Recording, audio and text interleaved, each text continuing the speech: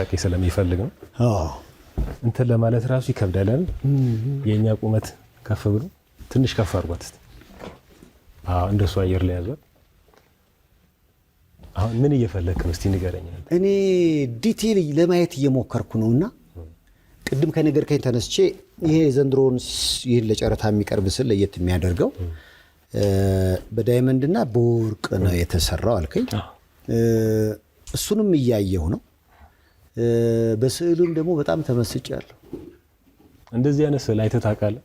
ካሁን በፊት አይቼ አላውቅም። ምክንያቱም የእመቤታችን ስዕል ብዙ ጊዜ ከለቅሶ ጋር አይቼ አላውቅም። ያ ይመስለኛል ለየት የሚያደርገው። አዎ በእርግጥ አንደኛ እሱ ነው። ሁለተኛ ከጀርባው ያለው የክርስቶስ መስቀል ነው። ይሄ የሚወርዱ ደሙ እንግዲህ የደሙ ደርቆ ነው የምታየው።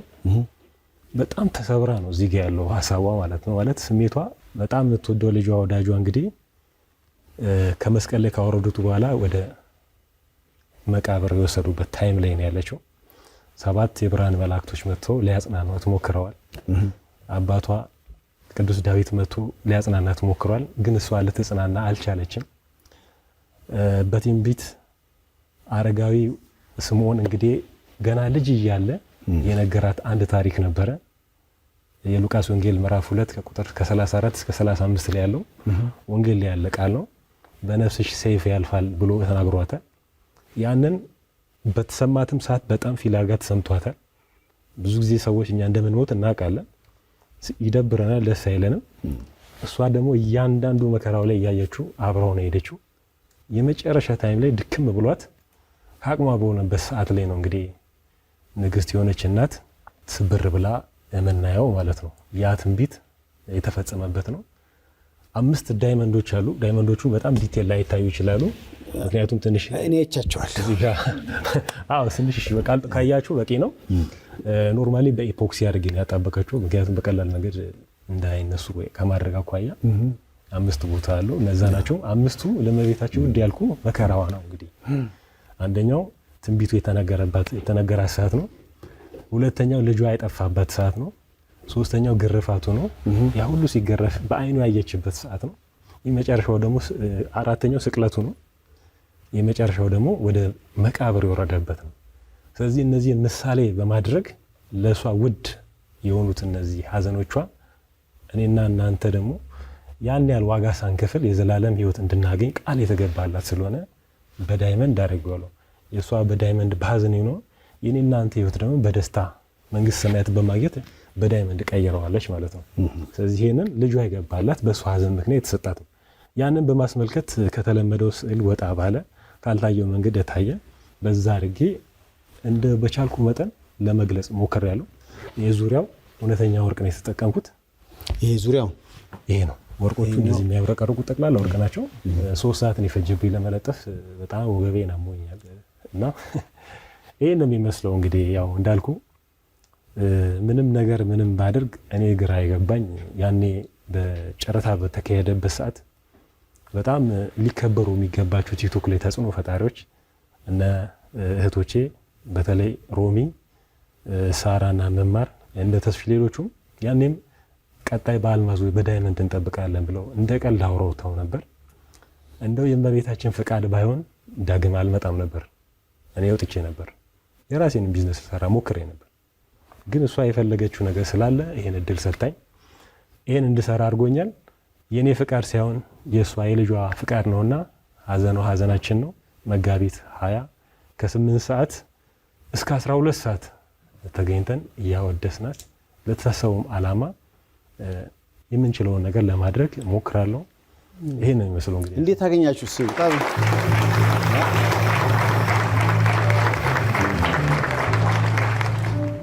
ያው እንግዲህ ምን ያህል ፐርሰንቱ ነው ለመቄዶንያ ሀሳብ ያለ? እሱም ሰርፕራይዝ ባረግ ይሻላል። ምክንያቱም ብዙ ነገር ስላለ። በጣም ጥሩ፣ ችግር የለውም። ይምጣ አንተ ጋር መጥቼ እሱን የምናደርገው ይፋ ታደርጋለህ። ሌላው ምናልባት የጨረታ መነሻው ይታወቃል? ጨረታ መነሻ የለውም። ሰዎች ለምሳሌ እንደ ማዳበሪያ የሚሰጥ ሰው አለ። ማዳበሪያ ማለት የማይችል ሰው አለ መጫረት። ለምሳሌ 5 ይመጣና ያ ይሰባሰብና ይነሳል።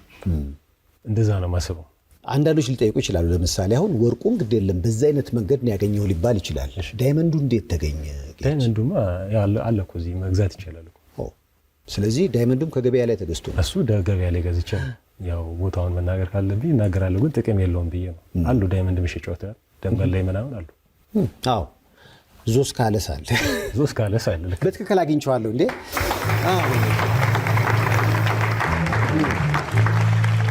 ያው ዓላማና ግቡ በጣም ደስ ይላል።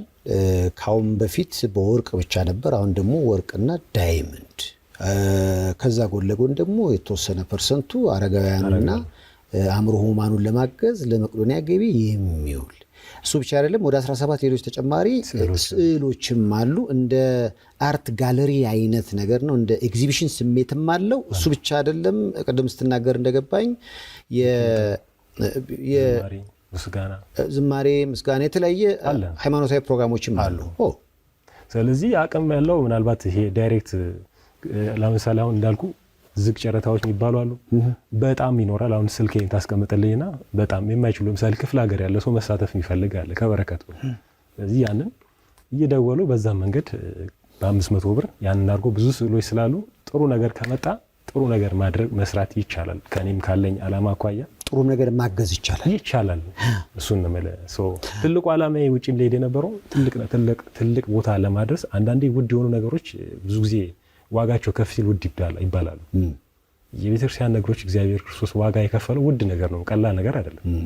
በቀላሉ ማድረግ ይችል ነበር፣ ግን ያ መንገድ የመረጠው እሱ ያንን ነገር ብዙ ነገርኛ ሊያስተምር የእሱ የራሱን ሕግ ራሱ መፈጸም ስለሚችል ብቻ ከሱ ውጪ ማንም ነገር ያንን ነገር ማድረግ ስለማይችል ነው ያደረገው። ከዛ አንጻር በኢንተርናሽናል ደረጃም ፍላጎቶች አሉኝ። ኮንታክት የሚያደርጉኝ ሰዎች ካሉ እመቤታችንን ስዕል አድኖ ቱር ማድረግ እፈልጋለሁ። የተሻለ ቦታ ዓለም ላይ እጅግ በጣም ውድ ሆኖ ቢሸጥ ደስ ይለኛል። ትልቁ ህልሜ እንደሱ ነው። ፋይናንሻል ሆነ መግባቱ አይደለም ቁም ነገር። ሰርች ስታደርግ የሚወጣሉ ፎቶዎች አሉ በጣም ውድ ተብለውና ይሰማኛል። ያኛው እንዴት የእናቴ ያልበለጠም ትላለህ። ገብቶሃል አይደል? ከዛ አንጻር ያንን ምኞቴን ማሳካት ፈልጋለሁ። ምናልባት ራሱ በዳይመንድና በወርቅ ራሱ ተመሳሳይ የሆኑ ስዕሎች በዓለም ላይ ምናልባት 2 ወይ 3 ነው ሲባል በቃ እንደዛ ነው። ያን ያህል ብዛት የለውም። ሪል በሆኑ ዳይመንዶች የለውም። ፌክ በሆኑ ብዙ አሉ። ግን ስፔሻሊ የእመቤታችን ትንሽ ቆየት ያለ ከአንድና 2 አይቻለሁ። ከዛ በላይ አላየሁም። ስለዚህ ምናልባት ወይ በአፍሪካ በኢትዮጵያ ለመጀመሪያው እንደው በትውልዳችን የሰራነው ሊሆን ይችላል ብዬ አስባለሁ።